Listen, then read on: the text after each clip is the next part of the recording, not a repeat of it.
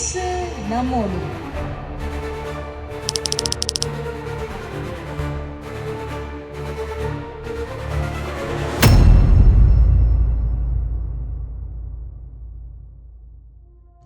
ஹல்லேலூயா. அருமையான தேவ பிள்ளைகளே, ஆண்டவருடைய ஆலயத்திலிருந்து இந்த இயேசு நம்மோடு நிகழ்ச்சியினூடாக உங்களை சந்திப்பதில் மிக்க மகிழ்ச்சி அடைகிறேன்.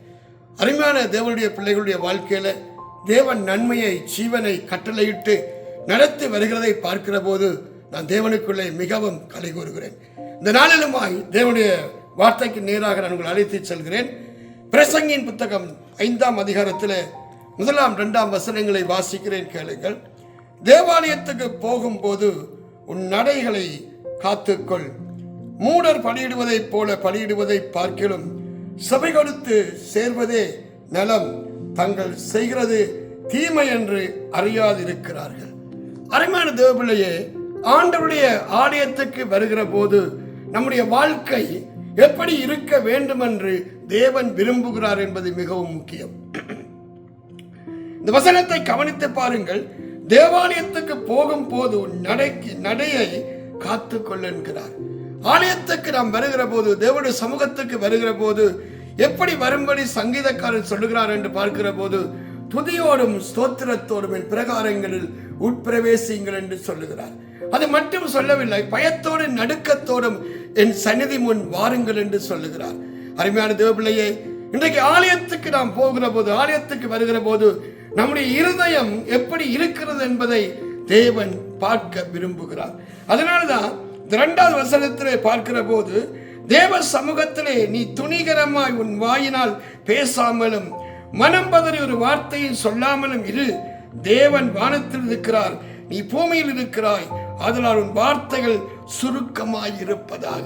தேவனுடைய வீட்டில, தேவனுடைய சமூகத்தில நாம் மனம் பதறி ஒரு வார்த்தையை பேசிவிடக் கூடாதாம். நம்முடைய வார்த்தைகள் சுருக்கமாய் இருக்க வேண்டும் என்று சொல்லுகிறார்.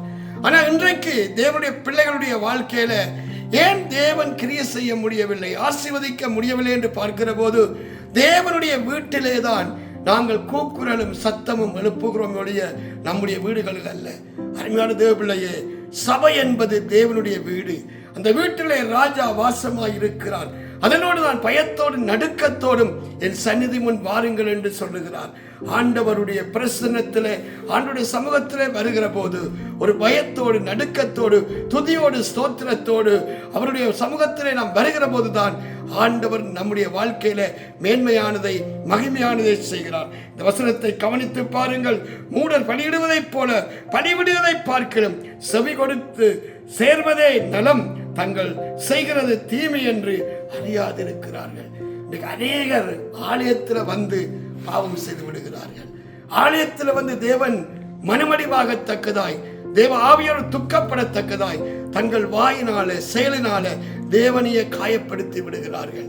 மறுபடியும் மறுபடியும் அந்த இரத்தத்தை மிரித்து, இயேசு கிறிஸ்துவின் பரிசுத்த இரத்தத்தை நிந்தித்து அவரை மீட்டுக் கொண்டவர்களுடைய நாமத்தை தூசிக்கிறார்கள். அருமையான தேவபிள்ளையே, ஆராதிக்கிறது நல்லது, நீங்க துதிக்கிறது நல்லது, செபிக்கிறது நல்லது. ஆனா இந்த நாளில உங்க இருதயம் அப்பாக்கு முன்பாக எப்படி இருக்கிறது என்பதை சற்று ஆராய்ந்து பாருங்கள். அதனால்தான் பிரசங்கி சொல்லுகிற போது சொல்கிறார், நீ தேவாலயத்துக்கு போகும்போது உன் நடையை காத்துக்கொள். எல்லா பாவமான அநித்தியமான காரியங்களை விட்டு தேவ சமூகத்துக்கு வருகிற போது உத்தம இருதயத்தோடு நாம் வருவோமானால் அப்பா மகிமையானதை, மேன்மையானதை, நன்மையானதை நம்முடைய வாழ்க்கையில செய்வார். இதனால் இந்த இயேசு நம்மோடு தேவ செய்தியை கேட்கிற அருமையான மகனே, மகளே, நீ எந்த சூழ்நிலையில் இருந்தாலும் நீ ஆலயத்துக்கு எப்படி போகிறாய், ஆலயத்தில் எந்த நினைவோடு போகிறாய், எப்படிப்பட்ட உணர்வோடு தேவாலயத்துக்குள்ளே பிரவேசிக்கிறாய், இதை சற்று நீ சிந்தித்துப்பார். உன்னுடைய வாழ்வை சீர்படுத்து, தேவனுக்கு பிரியமான ஒரு வாழ்க்கைக்கு ஒப்புக்கொடு. அப்பா மகிமையானதை, மேன்மையானதை நிச்சயமாகவே செய்வார். நான் உங்களுக்காக ஜெபிக்கட்டுமா?